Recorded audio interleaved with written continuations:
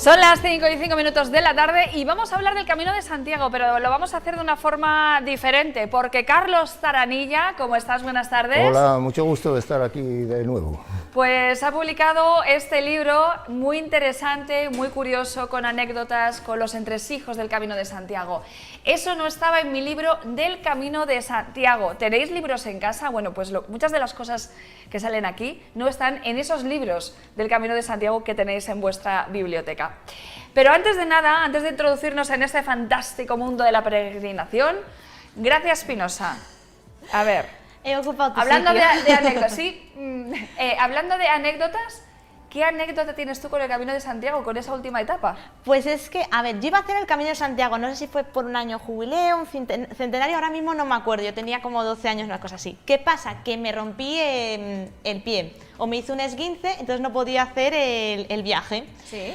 Entonces digamos que, claro, yo había pagado todo y tal, y estaban mis amigos esperando, así que digamos que los días de caminata, que eran pues eso, 10, 7, yo no los hice porque tenía mala pierna, y el último día, que era cuando estaban a punto de llegar, me llevaron en autobús para hacerle el último trayecto con mis compañeros. Y ya sé que es trampa, pero es la intrahistoria, por eso te he dicho, sí, a medias hice el Camino de Santiago. Bueno, eso sirve.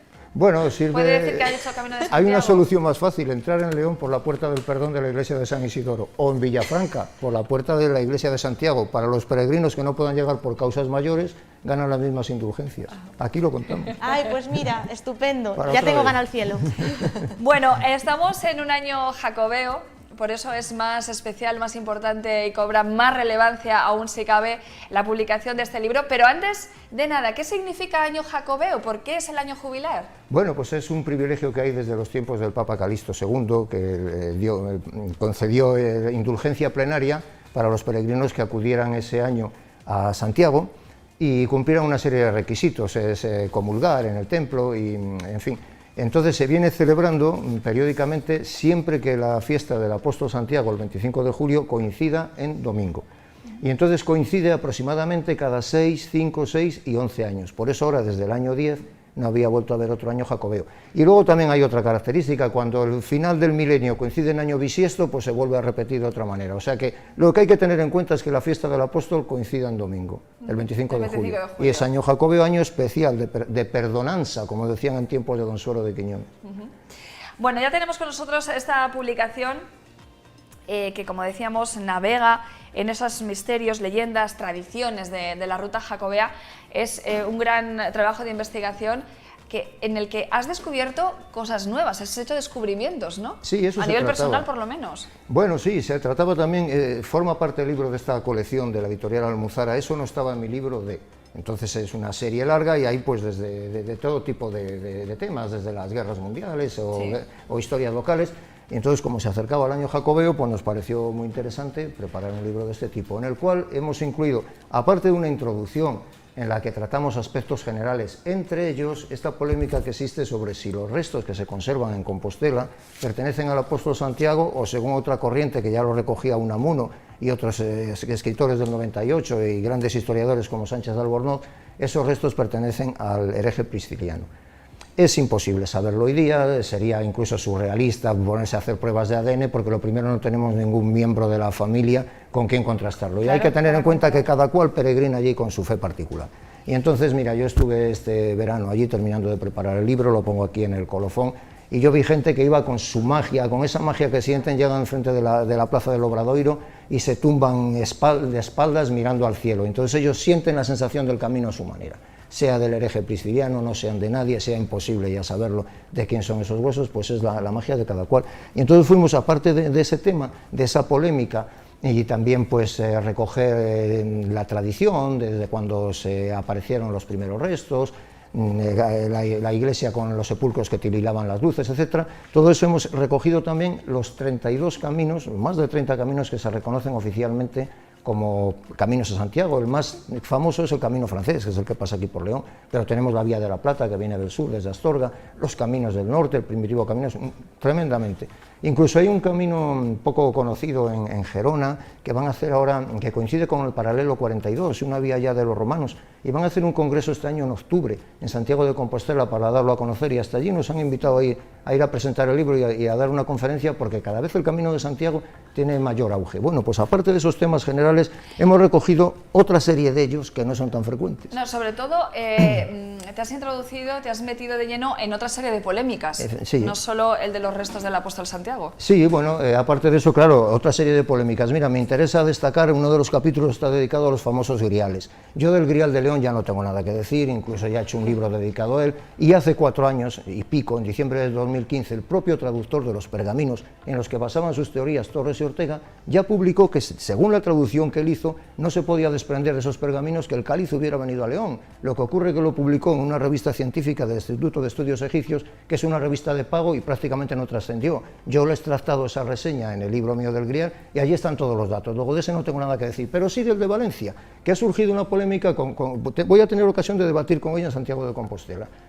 Una profesora de Valencia, Ana Mafé, ha sacado una teoría muy hecha a su manera, porque la tesis se titula El Grial de Valencia respecto al turismo, en el que dice que, según la teoría de un matemático llamado Laplace, el Cáliz de Valencia tiene un 99% de probabilidades frente al 33% del de León. Bueno, se hace trampas en el solitario, porque esa tesis de Laplace exige que es un matemático, todos los elementos sean equiprobables, es decir, tengan las mismas posibilidades, y juega sucio, porque el Grial de Valencia tiene a su favor la tradición, y como toda la vida se ha considerado que tradicionalmente era lo auténtico, si añades esos parámetros, pues claro que tiene que salir el 99,9, pero eso es basándose en la tradición no es científico. En derecho, en ausencia de ley, rige la costumbre, pero en historia no rige la traducción en ausencia de documento. Luego, eso no tiene ningún sentido. Más polémicas que tratas, sobre todo el sentido profano o el tema profano de esa mujer calavera que se ubica en la portada de las platerías. Eso me interesa mucho, a ver si luego nos ponen la fotografía. Bueno, ahí también hemos tenido que corregir algunos importantes investigadores como Joaquín Yarza Luaces, quien lo diría, y Serafín Moralejo y José María Azcárate opinan. Es una mujer representada en un faldistorium, que es un trono, con connotaciones de soberbia, y está semidesnuda, digamos, con ropa transparente, que da la sensación de paño mojado, y deja al descubierto un seno y una pierna, y en su regazo lleva una calavera. Entonces, ¿qué pinta en una portada cristiana? ¿Qué función tiene esa escena profana? Hay varias teorías. Estos investigadores que acabo de señalar dicen que se refiere a Eva, la madre del pecado, a partir de Eva, pues con el pecado. Pero, ya digo, también se equivocan en ese sentido, porque Eva, según el Génesis 3, significa madre de la vida, no madre de la muerte, porque lleva una calavera. Incluso en el bifronte de su nombre, si lo leemos al revés, Eva sería Ave, que es la salutación angélica, la salutación a la Virgen María, luego poco tiene que ver con la muerte.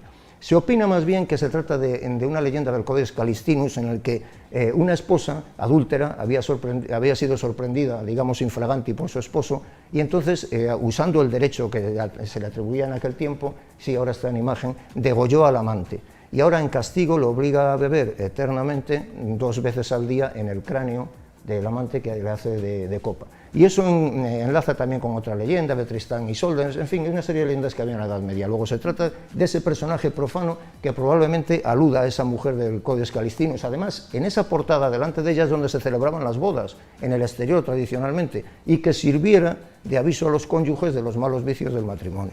Entonces, hemos entrado en esa imagen, y otra muy curiosa que está aquí en Botines, que es el San Jorge, que está delante de Botines. Botines es de Gaudí, San Jorge es de otro escultor catalán, Llorenç Matamala, que colaboraba con Gaudí. ¿Por qué está lanceando un cocodrilo en lugar de estar lanceando el dragón clásico de la leyenda? Bueno, pues también nos lo hemos preguntado a muchos leoneses, sí, lo hemos hablado en muchas ocasiones. Sí, algo comentamos cuando estuve la otra vez en octubre con Patricia, porque ese tema lo he colocado también en el libro del romanticismo, modernismo. Bueno, pues tiene 2 o 3 posibilidades. Una de ellas es que Gaudí, para representar el mal, utilizaba siempre el cocodrilo. ¿Cuál es la prueba? Que en la Sagrada Familia, en el ábside que está dedicado a la Virgen, hay unos cocodrilos boca abajo, como huyendo de la Virgen, que digamos que es la que rechaza al demonio, que hacen también de gárgola, pero representan al mal. Otra teoría es que la leyenda de San Jorge está ubicada en el norte de África, en Libia. Por Libia antes se entendía todo el norte de África, y como la leyenda se ubicó en África, que abundan los cocodrilos, pues en vez de un dragón dispuso un cocodrilo. Y una tercera es que se trata de la transposición de un mito egipcio, en el que el dios Horus da muerte al dios Set, representado como un cocodrilo. Hay un relieve en el Museo del Louvre del siglo IV en el que se le ve así, hincando la lanza a un cocodrilo. Otra de los temas que he leído aquí en León, en concreto en el periódico, fijaros en el hocico del dragón, que está en V o en U. Está más bien en V. Se dice algunos creen que es un lagarto, porque dicen que el edificio está orientado a la constelación de la Certa, pero los lagartos tienen el hocico en U y los cocodrilos lo tienen en V. Luego, en este sentido, con el lagarto no tiene nada más que la disposición norte-sur, que es como se ve la constelación el 23 de abril desde la iglesia, desde la casa de Botines. Madre mía, es que todo eso y mucho más lo vamos a encontrar en este libro. Además, también vas a hablar de los tardones, peregrinos ilustres, reconocidos, que han hecho el Camino de Santiago. Hay uno muy curioso. Dime. Sí, Carlos. Peregrinos ilustres, y entre ellos, bueno, el más famoso quizá fuera Cosme de Medici, también está Domenico Lafi. Italianos, el alemán Kunig, se le ha dedicado un libro hace poco, este verano, Tomás Álvarez, y dio un itinerario alternativo para evitar el puerto del Manzanal, por la zona de la Cepeda. Y otro de los peregrinos que a mí me ha parecido muy simpático es un sastre picardo, o sea, de la picardía, un sastre francés, que huyendo de deudas, porque debía dinero a un capitán de cuando el servicio militar, y un poco, quizá algo por devoción, porque aunque se había quedado huérfano, lo había criado un tío cura, para entendernos, ¿no? Pues inició el camino, y al llegar a León no se le ocurrió otra cosa que cuando pasó por la catedral, en lugar de fijarse pues, en la Virgen Blanca, las imágenes del pórtico, se fijó en unos leones de piedra que estaban antes donde el atrio de la catedral, son los que están ahora flanqueando la iglesia del mercado. Pues él, lo que más la atención le llamó fueron esos dos leones, y entonces escribe en el diario de viajes que él hace, relata, y mira, de esos dos leones cuando paséis por allí, fijaros, uno está como la piedra muy nueva. Eso es porque hace un par de décadas aproximadamente, me ha contado Manuel Flaquer, el párroco, un camión de reparto, entonces había tráfico por ahí, le dio un golpe y le rompió. Y entonces tuvieron que hacer en la escuela taller del ayuntamiento uno nuevo. Y por eso se observa ese que se veía en la imagen antes. Ese es el león nuevo que estaba antes en la portada de la catedral, y el sastre picardo se enamoró de este león. Su compañero está a la otra parte y el otro sí es del siglo XVIII, como el anterior. Tienen un escudo con 5 azucenas. Las 5 azucenas es el símbolo del cabildo catedralicio, un jarrón con 5 azucenas. No sé si estará por ahí la imagen de los tardones de Astorga, el Juan Zancuda y la Colasa. Si la tenemos, si no la ponemos ahora mismo. Muy famoso. Me ha llamado, no sé si es que ha coincidido, pero me ha llamado la atención que solo has dicho nombres de hombres peregrinos y peregrinas. Anda, la Virgen María, y he puesto dos o tres imágenes, pureza y esperanza del camino. Mira, una de ellas es la Virgen de la Buena Esperanza, esa tenía muchas ganas de comentarla, que está en la Catedral de León, vulgarmente conocida como la Preñada, o la Virgen de la O, pero no, acabas de pasar, no la Virgen de la O, porque, como creen algunos, porque tiene la barriga redonda, no, es porque el coro al cantarla entona una O muy larga. Su fiesta es el 18 de diciembre, es la expectación del parto, de la Buena Esperanza, de la Concepción, la Virgen de la Paloma, se le llama también, pues es del siglo XIII, es del siglo XIII, está en la catedral y tiene la policromía un poco posterior. De las pocas imágenes que hay en el Camino de Santiago representando a la Virgen en estado de Buena Esperanza, donde las premamás van a encender una velita, generalmente en la girola de la capilla. Y también hablamos de la Virgen Blanca, como es lógico, y de la Virgen del Camino. Porque las mujeres que salen en la portada y en la contraportada, ¿quiénes son? Me lo preguntan siempre, Claro, no sé si es simplemente una imagen y ya está, o representa a alguien en pues concreto. Mira, en el fondo está Santiago Peregrino, ¿Sí? Eso no tiene duda, y luego la imagen de un crucero. Y esta, que está la peregrina ilustre, es una peregrina ilustre, solemne, del siglo XVIII, Pues como me dijeron, dicen en la editorial, que diga siempre que en el libro, en el interior está la respuesta, que vayan leyendo y lo encontrarán, y sí, sí que la o sea, que encuentran. no nos lo vas a decir. Pues hay que leerse el libro. ¿Y en la contraportada? Es la misma, es el mismo ¿Es la caso, misma? es el mismo caso, sí, Ah, de esas perfecto. peregrinas. Pero, Sí, ¿es la misma mujer? No, no es la misma mujer. Ah, que es otra mujer, sí. pero que tenemos que descubrirlo. Tenemos que descubrirlo, sí, en el contenido.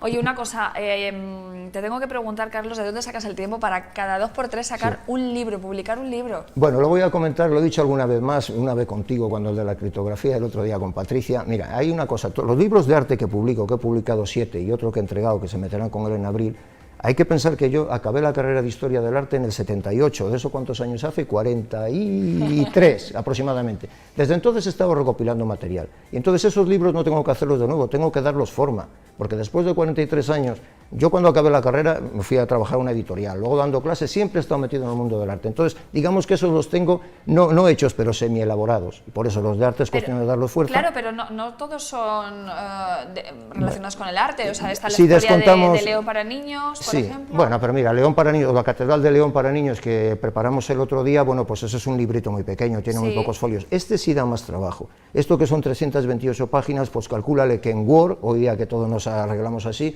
interlineado lo digo todo, 1,15, cuerpo 11, unos 150 folios. Entonces sí, estos sí dan algo más de trabajo. Oye, una cosa, en un veranito se hacen, porque si te dedicas a esto, mira, yo tengo esta pasión, lo pongo aquí en el libro, apasionado del mundo del arte, del mundo del libro, trabaja siempre en la realización de nuevos proyectos. Y a mí no es solo que me gusta escribir, como dicen algunos, me gusta cuando lo escribo, cuando lo entrego, cuando me lo devuelven en PDF, cuando hago la maqueta, cuando selecciono Disfrutas las con todo el proceso. con todo el proceso, de verdad. Luego me llevo algún mal rato, porque siempre hay algo que queda que no me gustó, eso ocurre siempre, pero bueno, ya son gajes del oficio. Eso es así siempre. Sí, esto para mí es una, vamos, es la segunda parte. Te voy a presentar a 2 mujeres. Venga, encantado. Vale, siempre, mira, siempre aquella que encantado. está ahí enfrente, Sí. que es una cámara robotizada, es que las hemos bautizado, las cámaras Ah, robotizadas. qué bien, pues qué guapa. A ver si te suenan estos nombres, ¿de acuerdo? Venga. Aquella de allí se llama Sancha. Hombre, sí, sí, Y me esta que suena. tienes aquí a tu derecha se llama Urraca. Bueno, me suena Abuela y muchísimo. nieta, ¿no? Las dos, claro, bueno, y tía y sobrina. Y bueno, vale, sí, La pero... zamorana. Tía es sobrina, pero aquí la sobrina, o sea, la tía aquí no está. Bueno, la tía Está la sería, abuela sería y la famosa del Cáliz. Claro. Esa sería la tía. Em, Y Sancha, bueno, la pobre que fue viuda antes de casada a las puertas de San Isidoro, cuando se iba a casar con García Sánchez, los vela ejecutando una venganza, acabaron con el novio. Esa es la más triste. Te Que lo luego digo fue porque- esposa del rey Bermudo y luego de Fernando I, Fernando I el Grande, el que reedificó San Isidoro, y ella también participó, o sea que ha sido una... Lo comentamos aquí, ¿verdad? Una Sí, de las es- grandes reinas de León, la primera infanta, y luego... ¿Y de Urraca qué podemos decir? ¿Alguna Bueno, si curiosidad, decimos de alguna- la zamorana, pues mira, la zamorana era rebelde, lo peor de ella es que se ha hablado poco... Pero estamos hablando de Urraca, la nieta, no la hija de... Bueno, si hablamos de Sancha, Urraca, o sea, la hija... nuestra reina. La hija, sí, esa es la reina, o algunos dicen primera emperatriz. Bien, esa tiene también la hija de Alfonso VI, ¿no? Que fue la que se casó en mala hora con Alfonso VI el Batallador. Alfonso VI que tiene... Perdón, con Alfonso I el Batallador de Aragón. Se casaron, luego el matrimonio le declararon nudo. Fue un rey nefasto. Dicen las crónicas que la pegaba con pies y manos. Y alguno de Aragón, que yo tengo polémicas con Facebook, dice, bueno, dice algo así como se lo merecía. Mira, no quiero... En fin, no se lo merecía, se lo merece él, que le anulen como le anulé yo. Entonces sí, era una persona, si quieres, con un carácter, pero bueno, es que el matrimonio que hizo fue fatal. Se lo arreglaron un poco, porque cuando quedó viuda, pues no podía... Tenía, claro, en aquel tiempo pues tenía que tener alguien que gobernara, pero fue nefasto. Alfonso I el Batallador le acusan de haberse robado la patena del Cáliz de Doña Urraca, de querérselo entregar en pago de soldada a unos mercenarios que les habían, constante matrimonio con ella, habían combatido en la batalla de Villadangos y no tenía con qué pagarles, y entonces les entregó a uno el arca de San Isidoro y a otro el cáliz. Y el del arca se arrepintió, y entonces le pareció algo sacrílego, y entonces se constituyó un defensor, y gracias a él se conserva el cáliz ese, si no se lo hubieran llevado. Cuando forcejearon por él cayó al suelo, y ahí está los abollones que tiene, y el desconchón ese que dice la investigación de Torres, que lo partieron con una gumía, es que se rompió cuando se cayó al suelo en aquel... Carlos, a mí me encantaría seguir escuchándote, Pues- no solo conociendo las historias del Camino de Santiago, sino también de los Reyes de León, porque es Pues fascinante, tenemos una historia fascinante que tenemos que Una cuidar. historia que contar cada día. Cuando quieras, por aquí venimos. Eso no estaba en mi libro del Camino de Santiago. La nueva publicación de Carlos Taranilla ya está en todas las librerías en León, me imagino que estará en absolutamente todas. Sí, está en todas las librerías. ¿También sí, se puede desde comprar de noviembre. manera online? Sí, también en Amazon. En Amazon va a salir, está ya en ebook y va a salir en audiolibro también.